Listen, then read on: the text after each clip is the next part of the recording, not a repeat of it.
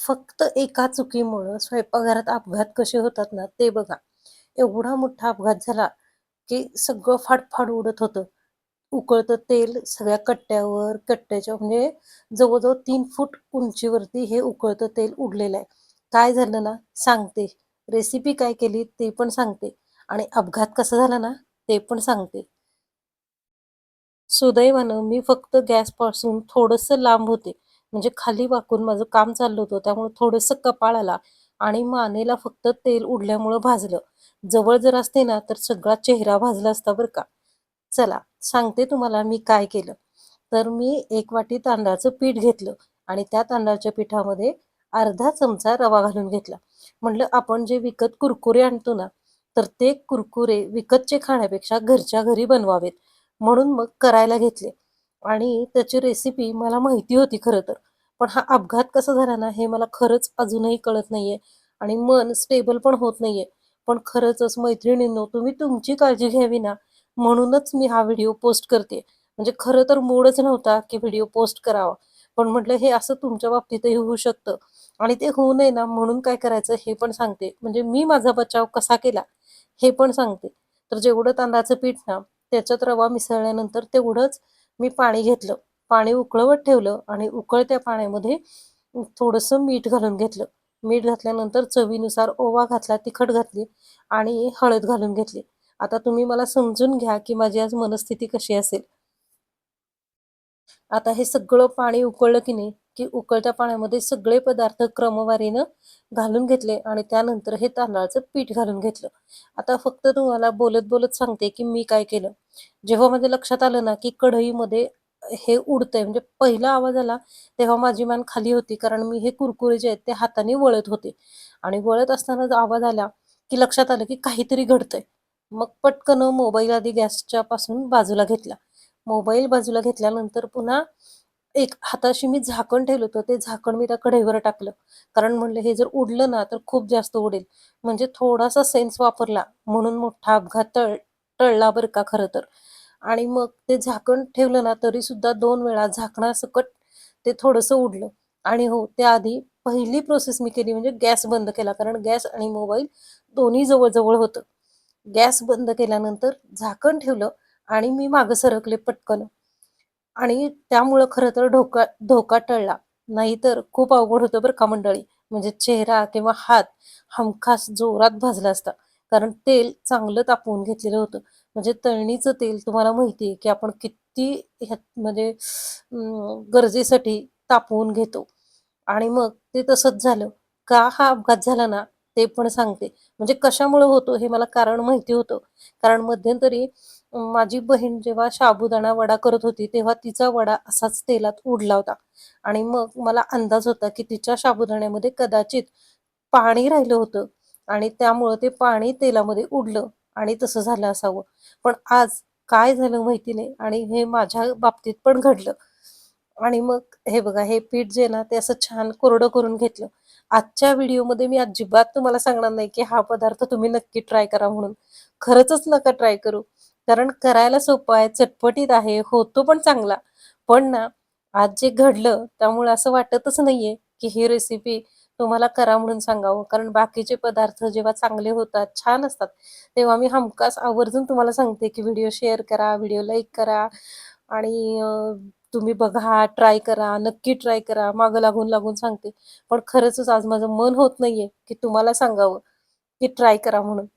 मग हे पीठ जे आहे ना, ते वाफ काढून मी खाली काढून घेतलं आणि याच्यामध्ये ना, मी थोडंसं गार पाण्याचा हात घातला आणि तीच माझी चूक झाली. कदाचित असं वाटतंय, की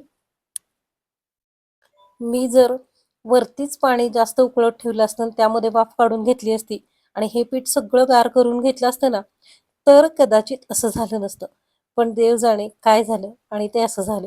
मग बघा आता मी ह्याला ना, ह्या पिठाला थोडासा गार पाण्याचा हात लावून घेतला आणि पीठ मळून घेतलं.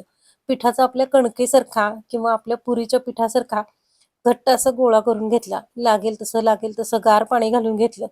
आता असं वाटतंय, की आपण मोदकाची जशी उकड काढतो ना, पाण्याचा हात न लावता, तशी काढली असती ना, तर बरं झालं असतं. म्हणजे हा अपघात टळला असता. म्हणजे या सगळ्या शंकाच किंवा मनाचं समाधान म्हणा आणि यामुळे हे झालं म्हणजे असं वाटायला लागलं. तर हे पीठ जे आहे ना, ते छान पाणी लावून मळून घेतलं आणि हा जो गोळा आहे ना, तो गोळा एकसारखा करून घेतला आणि त्यानंतर हाताने आपण जसे शेंगोळे लाटतो किंवा गोल-गोल चकलीचा शेप देतो तसं करायला गेले आणि मग हे पीठ मळून घेऊन अ, आपला मला आता बोलायला पण सुचेना असं झालं खरं तर. तर पोळपाटावरती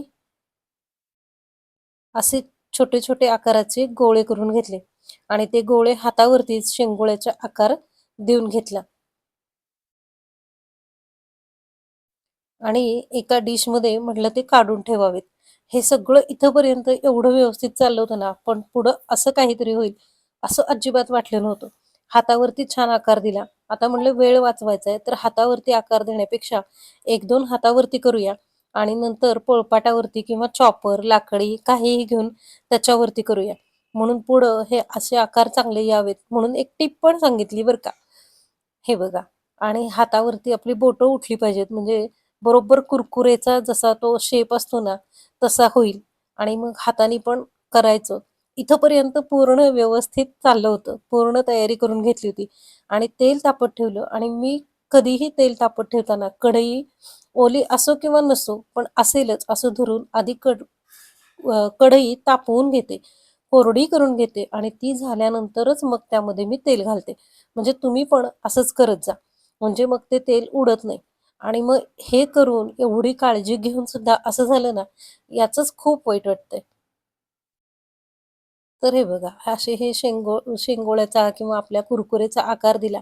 बोटांमध्ये अंतर ठेवलं, म्हणजे मग त्याला तो तसा वेडावाकडा शेप येईल, टेढा-मेढा असा शेप येईल. हे पण छान झालं बरं का मंडळी. अगदी व्यवस्थित. पहिल्यांदा तेल तापले का बघितलं. तापलेल्या तेलामध्ये छोटासा तुकडा घालून घेतला आणि हा तुकडा चांगला तळून वरती आला की नाही, की बाकीचे एक-एक करून घालून घेतले आणि आता म्हणलं हे जे आपण तेलात घातलेत ना, तोपर्यंत खालचे पण दुसरे वळायला घेऊयात आणि मग इथूनच सुरुवात झाली बघा. आता इथून पुढचं जे आहे ना, ते तुम्ही फक्त बघा.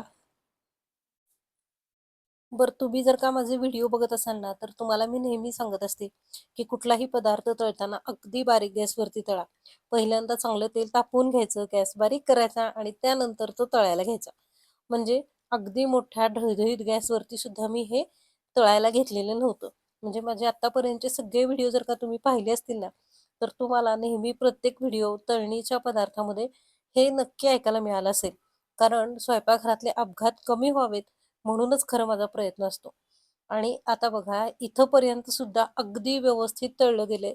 रंग छान आलेला आहे आणि मग एकदा उलतनं बाहेर काढलं आणि थोडंसं डोकं मागं घेतलं होतं ना, म्हणून हे सगळं थोडक्यात वाचलं बरं का. आता बघा तुम्ही कसं तेल एकदम उडायला लागलंय आणि हो, तुम्हाला जर का अनुभव असेल ना, तर मला नक्की कमेंट करून सांगा, की तुमच्या बाबतीतही असं झालं होतं का? आणि झालं असेल, तर त्यावेळी तुम्ही काय केलं होतं? यातून तुम्ही तुमचा बचाव कसा केला होता? हा व्हिडिओ फक्त तुमच्या माहितीसाठी आहे. व्हिडिओ पूर्ण बघितल्याबद्दल मनापासून आभार.